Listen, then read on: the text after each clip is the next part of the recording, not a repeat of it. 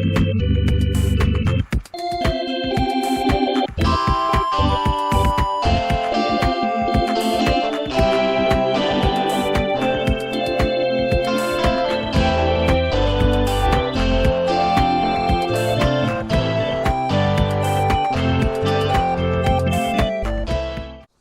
back to That's Life with John Carver. Today's episode I'm calling You Must Be Correct.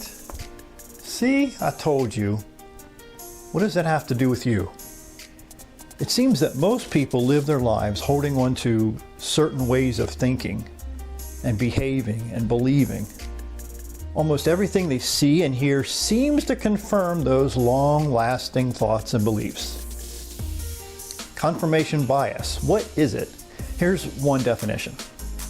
The tendency to interpret new evidence as confirmation of one's existing beliefs or theories. Again, the tendency to interpret new evidence as confirmation of one's existing beliefs or theories. On the website verywellmind.com, they share an example. Imagine that a person holds a belief that left-handed people are more creative than right-handed people. Whenever this person encounters a person that is both left-handed and creative, they place greater importance on the, quote, evidence that supports what they already believe.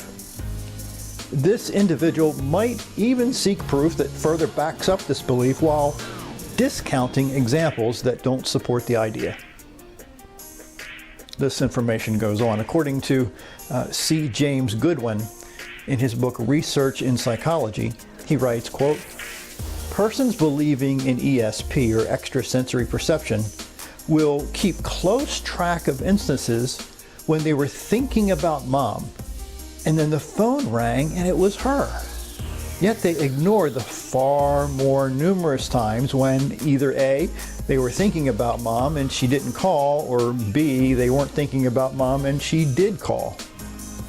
They also fail to recognize that if they talk to mom about every 2 weeks, their frequency of thinking about mom will increase near the end of the 2-week interval, thereby increasing the frequency of a hit, unquote.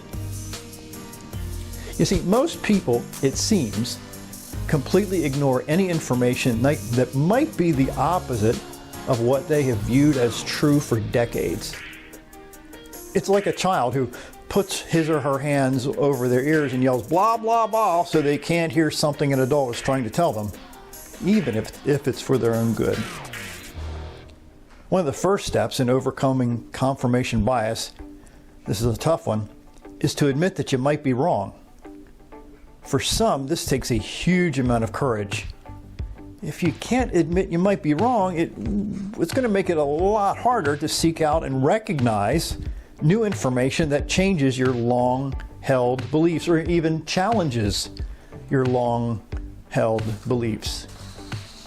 So for me, what I did was I started searching out information that's the opposite of what I thought was true, and to see if in fact there's nuggets of information that might change my thinking.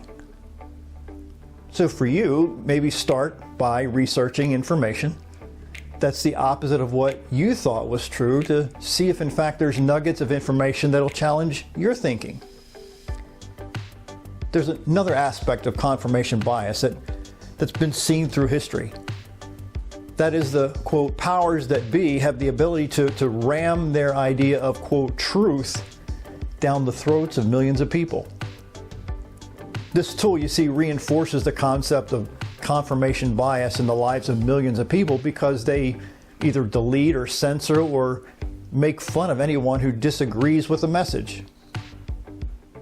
They use phrases like conspiracy theory or junk science or fanatical or uneducated or misinformed to silence those who disagree. In addition, they encourage separation from those who disagree with their attempt to alter the minds of the masses. If you know anything about history, this is a powerful method of cults. They separate friends from friends and family members from family members in order that their victim only hears one message. Thus, confirmation bias is set in very quickly. Their use of media and propaganda within a few months scares away most people who truly understand that much of what is being rammed down their throats is rubbish. The use of repetition has been a vital tool to push messages to the masses. It is one of the ways brainwashing is used by dictators and cults. They influence the masses through emotion, not intellect. Again, they influence the masses through emotion, not intellect. It's used effectively to push a cause or a belief system. They push one point of view over, and that's the only one that they push. Only one point of view. You see, the idea of questioning what those in power are repeating as truth is highly discouraged and ridiculed. They also load their language with words that create fear in the minds of masses. Again, they load their language with words that create fear in the minds of the masses. Edward Hunter, who was a covert propaganda specialist employed by the CIA, writes, quote, "The goal of brainwashing is to radically change a mind so that the individual becomes a living puppet, a human robot. The objective being to create a tool in flesh and blood, furnished with new beliefs and new thought processes inserted into a captive body," unquote. Now, there's another step in this process. The masses of people are, quote, really kind of forced into silence as a result of them assuming that, quote, everybody must believe what's been rammed down their throat by the masses. Those in power and their many minions begin a personal campaign of destruction to silence those who attempt to counter the attempt to force a certain confirmation bias onto the minds of millions of people. Let me share it again. Those in power and their minions begin a personal campaign of destruction to silence those who attempt to counter the attempt to force a certain confirmation bias onto the minds of millions of people. So within a few months, many people then look in the mirror and think, maybe I'm wrong and they are correct. Here's what's worked for me.